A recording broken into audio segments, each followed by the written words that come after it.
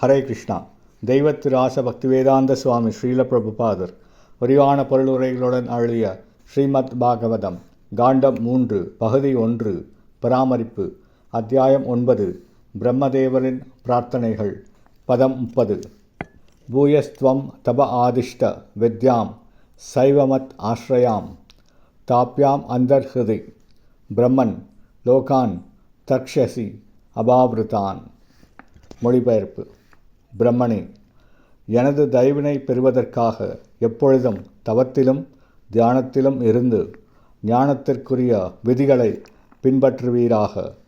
இச்செயல்களினால் நீர் உமது உள்ளுணர்வாலேயே அனைத்தையும் அறிந்து கொள்ளும் ஆற்றலை பெற முடியும்.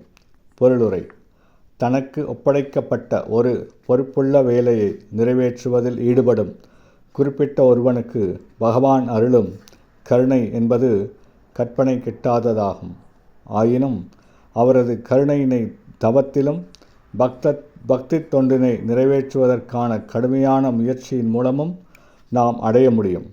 பிரம்மதேவரிடம் பிரபஞ்சத்தில் உள்ள கிரக மண்டலங்கள் அனைத்தையும் படைப்பதற்கான பொறுப்பு ஒப்படைக்கப்பட்டது.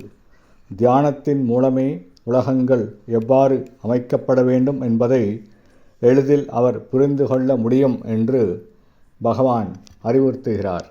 மேலும் அதற்கான கட்டளைகளை அவர் உள்ளத்தின் உள்ளிருந்தே பெறக்கூடும் என்றும் அதற்காக அவர் கவலை கொள்ள வேண்டாம் என்றும் பகவான் கூறுகிறார்.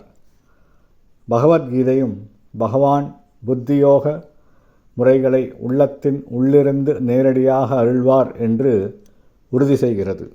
ஹரே கிருஷ்ணா.